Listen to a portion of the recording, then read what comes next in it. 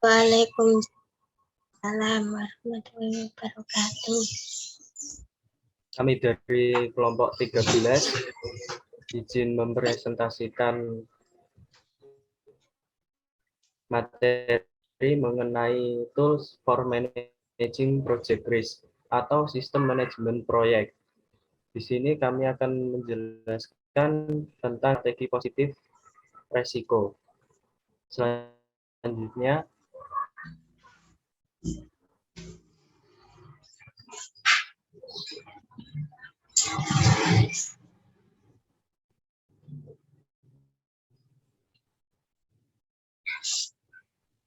kelompok kami beranggotakan yang pertama Mas Asano Amaladitya dengan NIM 2021-53074.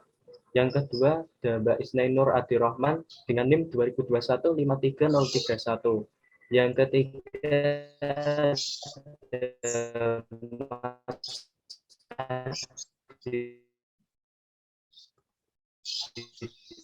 Tia Firmansyah dengan NIM 2021-53038.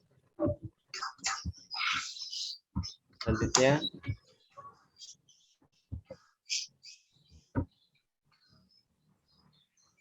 manajemen resiko proyek merupakan sebuah proses sistematis yang meliputi kegiatan merencanakan, mengidentifikasikan, menganalisis, dan merespon resiko proyek.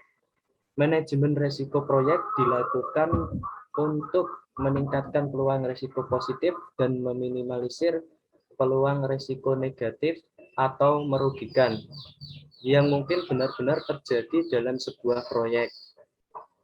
Bukan hanya resiko negatif, resiko sendiri memang ada yang dikategorikan positif, di mana resiko ini seringkali disebut dengan peluang atau opportunities.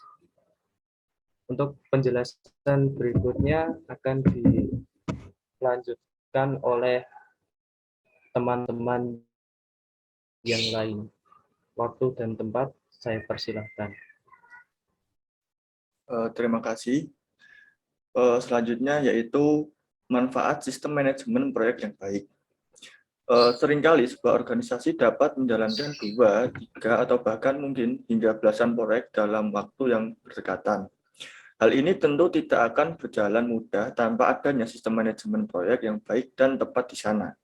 Dari sekian banyak alat manajemen proyek yang ada, penggunaan digital integrated system seperti aplikasi manajemen proyek adalah salah satu yang akan membawa banyak manfaat untuk keberhasilan proyek. Beberapa dari sekian banyak manfaat dari aplikasi manajemen proyek adalah, yaitu yang pertama, mempermudah kerjasama internal dan eksternal. Apa itu?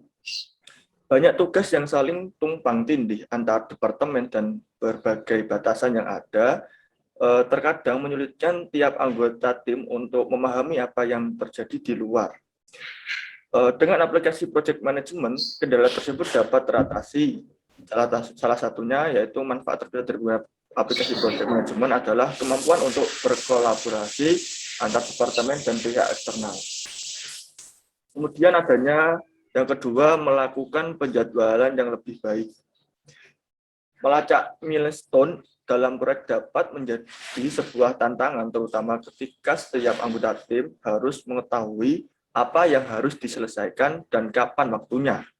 Fungsi task management pada aplikasi project management dapat membuat tugas dan memberikan kepada siapa tugas tersebut harus diselesaikan beserta tanggal dan status tugas tersebut.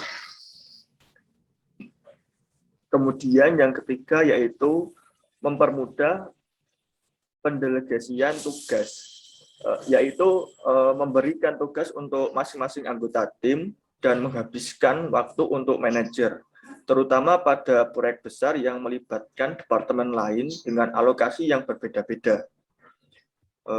Yang selanjutnya, yang keempat, membangun komunikasi yang lebih baik dengan klien. Dengan menggunakan aplikasi manajemen proyek, kita tidak perlu langsung bertemu dengan klien untuk memberikan progres terbaru.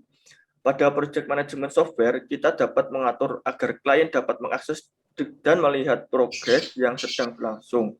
Hal ini akan mempermudah komunikasi kita dengan klien. Yang kelima yaitu manajemen biaya.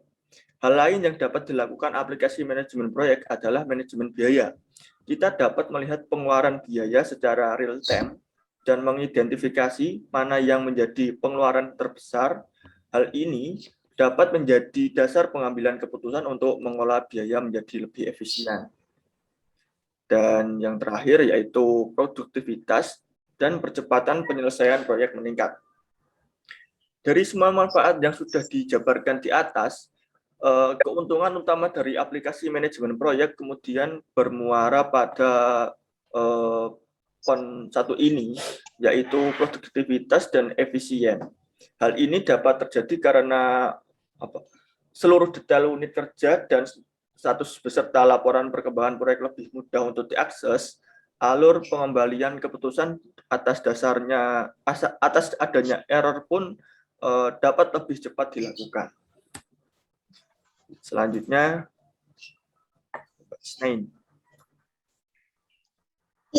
Di sini saya akan menjelaskan tentang strategi risiko positif. Yang pertama ada exploit atau mengeksploitasi, merupakan strategi untuk memastikan bahwa kesempatan atau risiko positif dapat terrealisasi. Strategi respon ini mencoba untuk memastikan bahwa risiko itu terjadi, sehingga mendapat manfaat yang dirasakan dari suatu tersebut. Cara sederhana untuk melakukannya adalah dengan melatih tim untuk memberi mereka keterampilan ekstra atau sedikit mengubah hasil kerja, sehingga mereka merespon peluang dengan lebih baik. Risiko positif tidak hanya berlaku untuk hasil yang dibuat, tetapi juga dapat ditetapkan pada cara yang membuatnya. Yang kedua ada share, merupakan lokasi kepemilikan kepada pihak ketiga yang memiliki kemampuan terbaik menangkap peluang manfaat proyek. Contohnya dalam penawaran untuk bekerja. Mungkin kita menemukan bahwa tawaran kita akan lebih berhasil jika kita bermitra, yaitu berbagi dengan perusahaan lain.